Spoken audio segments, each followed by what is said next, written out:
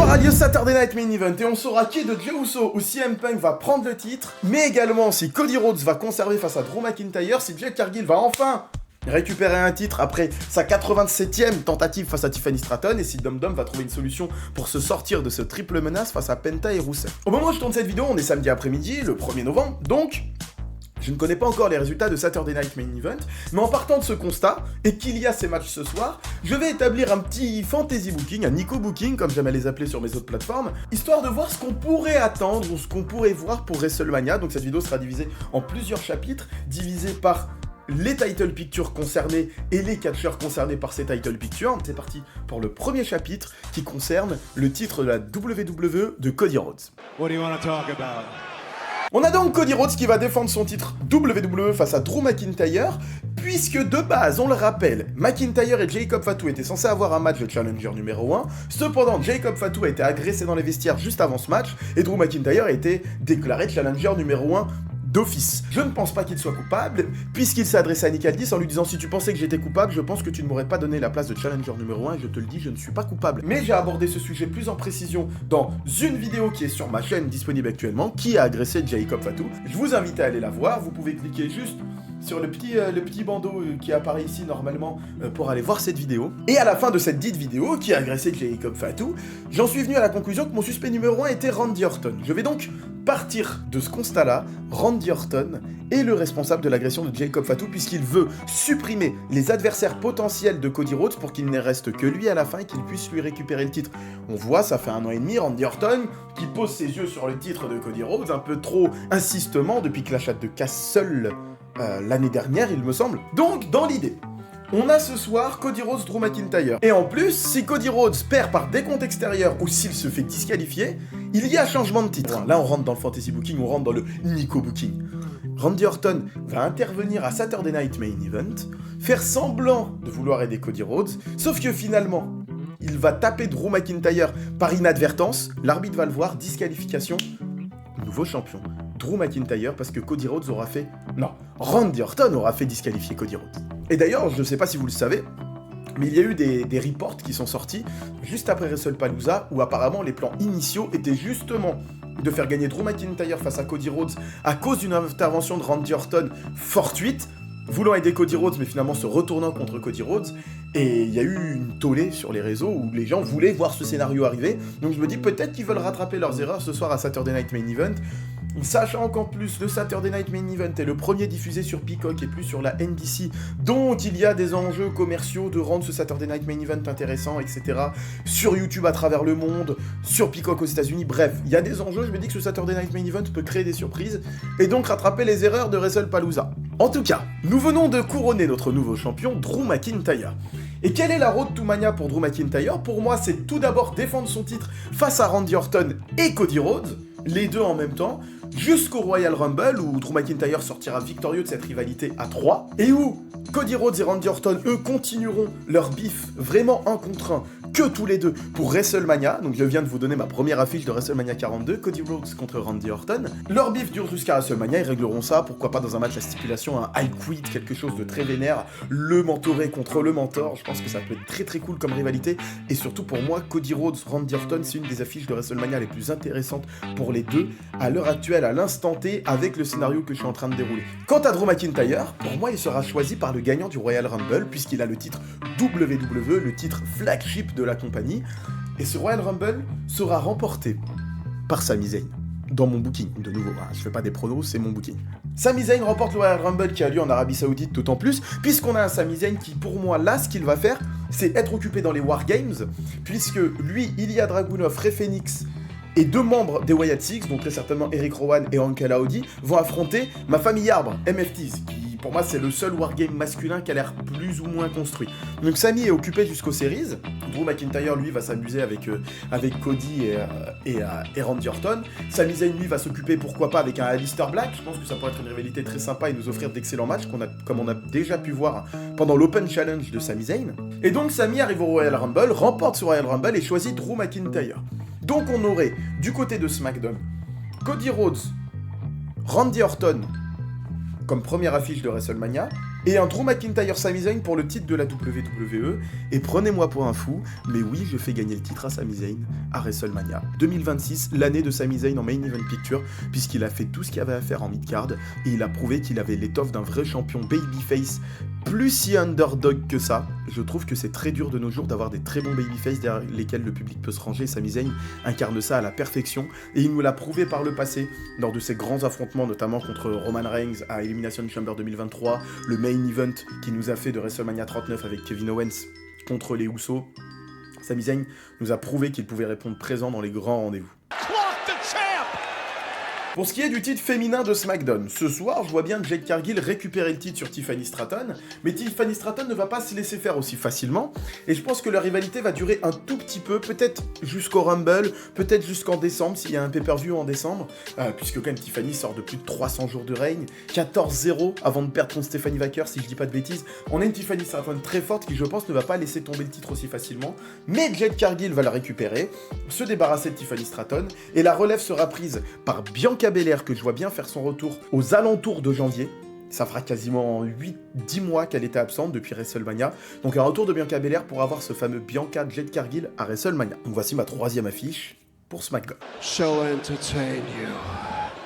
Ilya Dragunov, lui, est champion des États-Unis. Il fait des Open Challenge actuellement, il est en train de détruire pas mal de gens de la mid-card, mais comme je vois les choses, on a un Carmelo Hayes The Miz qui sont en rivalité, et je pense que les deux, ça va se régler au Survivor Series, et donc ensuite, j'aimerais beaucoup qu'on ait une rivalité pour Dragunov qui ne tourne pas autour d'un Open Challenge, mais nous refaire un petit Dragunov-Melo. Pourquoi pas un Melo qui est couronné champion des États-Unis à WrestleMania, avec un excellent règne de Dragunov entre les deux, qui aura su défendre son titre, dans des matchs in-ring, mais aussi en prouvant qu'il était un grand champion dans des rivalités avec storyline. Et je me dis même, pourquoi pas à WrestleMania, une fois que Sami Zayn aura roulé sur la mid-card dans des Open Challenge, j'ai fait une rivalité en 1 contre 1 face à Carmelo Hayes, pourquoi pas lui qui veut donner des opportunités, donner l'opportunité pour le titre dans un match à 5 à WrestleMania, comme ça avait été fait pour le titre nord-américain en 2023 à NXT.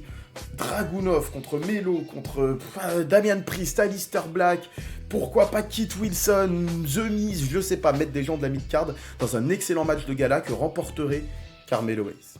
On vient de faire le tour de SmackDown pour moi, je sais que je vous ai pas parlé du titre États-Unis ni féminin tag team, puisque j'ai pas forcément d'idées là comme ça qui me viennent en tête, puisque je ne sais pas jusqu'où va aller chez Alexa, je vois pas exactement ce que Julia et Kiana James essayent de faire avec Tiffany Stratton, j'imagine pas Tiffany perdre le titre majeur puis aller sur le titre États-Unis, ce serait très bizarre, donc pour le moment c'est un peu flou dans ma tête, donc pour SmackDown, je vais m'arrêter là.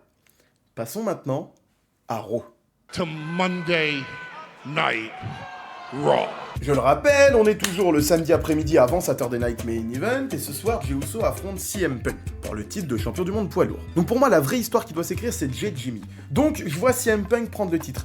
De quelle façon, je ne sais pas. Est-ce que Jimmy va s'impliquer?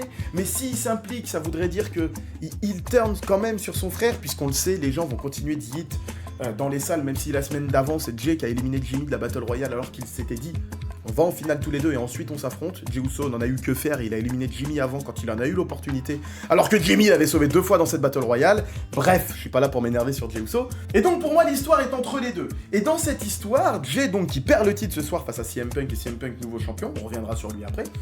Je vois bien Jey Jimmy être en bisbille, s'embrouiller petit à petit, mais jusqu'à ce que ça prenne une plus grosse ampleur au bout de quelques semaines où c'est vraiment, on sent que la rivalité commence. Pourquoi pas impliquer Roman Reigns là-dedans? Parce que je vous avoue que Roman Reigns étant malheureusement là 1 semaine sur 8, j'ai beaucoup de mal à l'impliquer dans des programmes sérieux. Genre, j'ai très peur, je vous mens pas, j'ai très peur que cette année ce soit Roman Reigns, Brock Lesnar à WrestleMania, mais sans titre, juste en mode pour savoir qui est le vrai alpha. J'ai très peur de ça, mais vous le savez très bien que moi, Brock, j'en parle pas, je l'exclus de tous mes plans, donc forcément, ça biaise un peu les choses, mais c'est pas grave. Je mets Roman Reigns dans l'histoire Jey Jimmy, parce qu'on a cette histoire de famille, la Bloodline, ça fait vendre, la Bloodline, ça intéresse. Jey Jimmy, Roman, quand ils sont tous les trois, il y a de la magie qui se crée, et imaginez en plus les trois qui se détruisent le soir de WrestleMania, donc mon plan, ce serait un triple menace entre les trois à WrestleMania. Roman qui veut montrer que c'est lui le chef de famille et que c'est toujours lui le chef de famille, donc pourquoi même pas un tribal combat. Jey Uso qui veut prouver que lui il peut prendre la relève et qu'il a besoin de personne, et Jimmy qui est là pour montrer que il est trop sous-estimé, il en a marre qu'on le prenne pour un débile, et au final c'est peut-être lui qui pense le plus à la famille et pas à ses intérêts personnels, et c'est peut-être lui qui mériterait d'avoir le collier autour du cou, le ou la Fala, plutôt que les deux autres. Donc un petit triple menace entre les trois dans un tribal combat avec du coup les personnages que je viens de vous définir. Je pense que ça peut être très sympa à WrestleMania et ça peut créer un contraste avec Sami Zayn qui de l'autre côté était quand même l'élément perturbateur qui a détruit la Bloodline à l'époque. Ce WrestleMania serait le point final réel des guerres internes Bloodline, Jey, Jimmy, Roman, et avec l'image d'un Sami Zayn qui lui s'en est sorti et est devenu champion de la WWE. Genre pour moi ce serait un vrai point, une vraie page qui se tournerait sur la OG Bloodline. Punk. Revenons à CM Punk. CM Punk qui est donc le nouveau champion du monde poids lourd. Eh bien, je le vois bien partir en rivalité tout de suite après avec un LA Knight, mais vraiment genre pendant 2-3 semaines jusqu'au Survivor Series, là où s'impliqueront enfin Bronson Reed et Bron Breakker s'impliqueront enfin pour mettre leur nez dedans. Association fortuite entre LA Knight et CM Punk, le temps de s'occuper de Bron et Bron, sauf que les Bron et Bron en sortiront gagnants en blessant quelques semaines LA Knight. Genre, donc ça arriverait vers mi-décembre, à peu près. Et donc, on aurait Bron Breakker en challenger numéro 1 de CM Punk, concret à ce moment-là, qui l'affronterait en 1 contre 1 au Royal Rumble, et victoire de Bronson Reed. Pardon. Lapsus révélateur, je veux voir Bronson Reed gagnant. Je veux voir Bronson Reed avec le titre, mais en vrai, dans mon booking, je mets Bron Breakker gagnant au Royal Rumble, dans un match contre CM Punk, avec bien sûr intervention de Bronson Reed. Donc, CM Punk perd le titre poids lourd. Déjà, je sais, mais pour moi... En vrai, Punk n'a pas besoin d'un titre, réellement. Il peut tourner dans des histoires sans titre et mettre les jeunes en avant. Et donc, Bronson Reed qui bat CM Punk, ce serait très fort, comme Bron Breakker qui bat CM Punk, ce serait très fort, comme Bronson Reed qui bat Roman Reigns, c'était très fort. Donc CM Punk perd le titre au Royal Rumble. Bron Breakker déclaré nouveau champion au Royal Rumble. Bronson Reed, lui, a aidé Bron Breakker. Mais le soir du Royal Rumble, il y a une personne qui fait son retour, qui était mis sur la touche depuis quelques semaines, c'est LA Knight. LA Knight revient pendant le Royal Rumble, mais se fait éliminer à la fin par un certain Obafemi qui ferait ses débuts. Mais ça, c'est encore un call autre Obafemi qui fait ses débuts au Royal Rumble. Et donc, on a CM Punk qui perd le titre au Rumble, sauf que, on le sait, Adam Pearce en a marre de Bron et Bron. Il n'hésite pas à faire front contre eux. On l'a vu, il les a exclus de la Battle Royale, notamment, qu'a remporté Jey Uso. Eh bien, le Elimination Chamber, puisqu'il a lieu à Chicago, sera pour le titre de champion du monde poids lourd et Bron Breakker rentrera dans cette cage premier et devra défendre le titre avec à l'intérieur, bien sûr, CM Punk et LA Knight. Pour s'assurer que Bronson Reed n'intervienne pas, Adam Pearce l'interdit de venir au pay-per-view, à Elimination Chamber, puisque s'il intervient d'une quelconque manière, Bron Breakker est déclaré disqualifié du Elimination Chamber. Donc on a Bronson Reed mis sur la touche, Bron Breakker seul dans le Chamber avec les deux ops que sont LA Knight et CM Punk, les autres peu importe, tu mets un casting autour histoire de faire un joli match. Laissez-moi vous expliquer comment je visualise la fin. Les trois derniers sont bien évidemment Bron Breakker, CM Punk et LA Knight. On a LA Knight qui BFT CM Punk. 1, 2, 3, tombé sur CM Punk à Chicago de LA Knight, mais à peine se relève-t-il, se prend un spear, un deuxième spear, un troisième spear, Bron Breakker, si c'est le bon celui-là, conserve le titre comme ça, en éliminant LA Knight en dernier, mais LA Knight qui a éliminé CM Punk juste avant. L'association fortuite LA Knight CM Punk, où ils étaient un peu copains, devient une vraie rivalité à ce moment-là. CM Punk en veut à LA Knight de l'avoir éliminé plutôt que se concentrer sur Bronson Reed, Bron Breakker, pour s'assurer que Bron Breakker perde le titre. Donc CM Punk en veut à LA Knight dit que Bron Breakker a besoin de faire 3 spears pour le battre, sauf qu'il est toujours la dernière personne à avoir battu Seth Rollins, donc il mérite un match à WrestleMania, et vous avez ce triple menace. Bron Breakker, LA Knight, CM Punk à WrestleMania. Et là, je vous laisse mettre en commentaire le gagnant que vous voulez de ce match. Qui est-ce que vous aimeriez voir gagner à WrestleMania pour le titre de champion du monde poids lourd en main event de la nuit 1? Pourquoi pas Bron Breakker contre LA Knight contre CM Punk. Pour ce qui est du titre féminin de Raw, Stephanie Vaquer. Elle n'a pas réellement commencé de rivalité, mais on sent qu'il y a des prémices de bif avec Nikki Bella qui est là pour l'aider, mais je sens bien Nikki Bella la trahir. Raquel Rodriguez et Roxanne Perez, on comprend bien que Raquel semble être l'alpha du binôme, et donc celle qui est pressentie à avoir un match contre Stephanie Vaquer. Je vois pas trop comment construire les choses. Est-ce qu'on n'aurait pas une Nikki Bella qui Fatal 4-Way au Royal Rumble remporte le titre, et du coup t'as Nikki Bella qui va à WrestleMania contre Raquel, Roxanne, Stephanie, je sais pas. Là, c'est un peu flou dans ma tête aussi, puisque c'est que des petites prémices. On est au tout début du règne de Vaquer, on est au tout début du push main event picture de Raquel Rodriguez, on est au tout début de Roxanne Perez qui est intéressante, puis ça fait un an qu'elle sert de serpillière. On est au tout début du Nikki Bella qui aide Stephanie, mais on sent qu'elle peut la trahir, donc c'est très difficile de construire à partir de là. Donc je vous laisse imaginer, vous, ce que vous voyez dans la picture main event féminine de Raw. Mettez-moi même ça en commentaire si vous voulez. Moi, je vous avoue, là, c'est un peu page blanche. Welcome to the big time. Woof woof. Passons maintenant au titre mid-card de Raw et commençons avec le titre mid-card féminin intercontinental détenu à l'heure actuelle par Becky Lynch qui est en train de faire des petits challenges avec Maxine Dupri ces derniers temps. Et bien pour WrestleMania, je ne sais pas si vraiment Becky Lynch va conserver le titre jusque-là parce que je vois bien une personne justement comme Roxanne Perez se diriger sur la mid-card et sur le titre intercontinental et Becky, je la vois pas conserver à WrestleMania, je la vois faire un passage de relais puisqu'on le sait, Becky Lynch est une catcheuse qui aime mettre en avant les autres, donc je pense qu'elle va conserver jusqu'à Mania histoire de continuer de mettre en avant plein de monde, mais se coucher pour une catcheuse et je vois très bien Roxanne Perez assurer ce rôle de championne mid-card pendant que Raquel, elle, est peut-être face à Stephanie Wacker dans la main event picture, donc c'est assez flou, mais je vois bien Roxanne Perez partir sur le titre mid-card de Becky Lynch.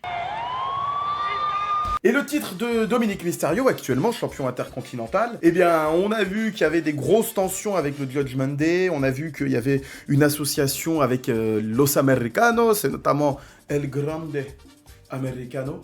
En ce moment, j'aime beaucoup ce personnage de Grande Americano par Ludwig Kaiser. Et pour moi, Dominic, là, va conserver ce soir donc à Saturday Night Main Event, mais ça va pas durer. Je le vois bien perdre le titre avant WrestleMania. Pour passer le flambeau et avoir justement un 1 contre 1 Dominic Finn Balor à WrestleMania, enfin mettre fin à cette rivalité. Et pour moi, c'est tellement quelque chose qui traîne depuis des années et qui dure depuis des années, mais qui du coup compte pour les gens. Je pense que le lieu idéal pour mettre fin à ça, c'est à WrestleMania, dans un match à stipulation, etc. Pourquoi pas le retour de démon Finn Balor avec une victoire du démon face à Dominic. Ce serait fort de devoir sortir le démon pour battre Dominic, je trouve. Là où on aurait un Dominic méta Eddie Guerrero versus le Finn Balor méta démon, donc ça serait un peu un délire de I lie, I cheat, I steal contre le démon, ça pourrait être rigolo, une stipulation, un last man standing, un Falcons Anywhere pour les faire aller un peu partout dans l'arène, pour tricher absolument partout pour Dominic avec les interventions des Americanos, et Finn Balor lui qui se repose sur le démon, et JD McDonagh. Je pense que ça pourrait être pas mal d'avoir ces deux-là. Du coup, le titre intercontinental, sur qui je le mets ? Je le mettrais sur Penta, le titre intercontinental, ou sur Sheamus, histoire que Sheamus il soit Grand Slam, enfin. Et donc, je mettrais soit le titre intercontinental sur Penta et sur Sheamus. Quoi qu'il arrive, à WrestleMania, je ferai un petit match de gala, exactement comme le titre des États-Unis. Je ferai la même pour le titre intercontinental, un match à 5. Rusev, Penta, Sheamus, JD McDonagh, pourquoi pas, Chad Gable s'il est revenu d'ici là, avec un Penta qui sortirait victorieux de WrestleMania, je trouve que ce serait pas mal. Et voici donc les amis, cette vidéo de mon Fantasy Booking WrestleMania 42, le Nico Booking comme j'aime à les appeler. Moi ce que vous en avez pensé, n'hésitez pas surtout à liker la vidéo, ça aide beaucoup. N'hésitez pas à follow aussi, puisque je suis pas très actif sur YouTube, donc le follow c'est un peu compliqué, donc n'hésitez pas à follow sur YouTube, ça ferait extrêmement plaisir. Dites-moi si vous aimez toujours ce format avec un minimum de montage, juste des photos par-ci par-là qui apparaissent, et là il y en a encore moins que la vidéo d'avant, puisque je veux sortir cette vidéo avant Saturday Night Main Event, mais ce soir, comme tous les samedis, on regarde SmackDown, donc je suis pris par le temps. Donc, j'espère que vous avez apprécié, j'ai écouté vos conseils, j'ai rajouté de la musique, j'ai mis les petites bandes cinématographiques en haut et en bas, j'espère que ça vous plaît. Rendez-vous bientôt pour une prochaine vidéo. Sur ce, je vous souhaite une bonne soirée si vous regardez ça le soir, une bonne journée selon l'heure à laquelle vous regardez cette vidéo. Et je vous dis à la fois prochaine.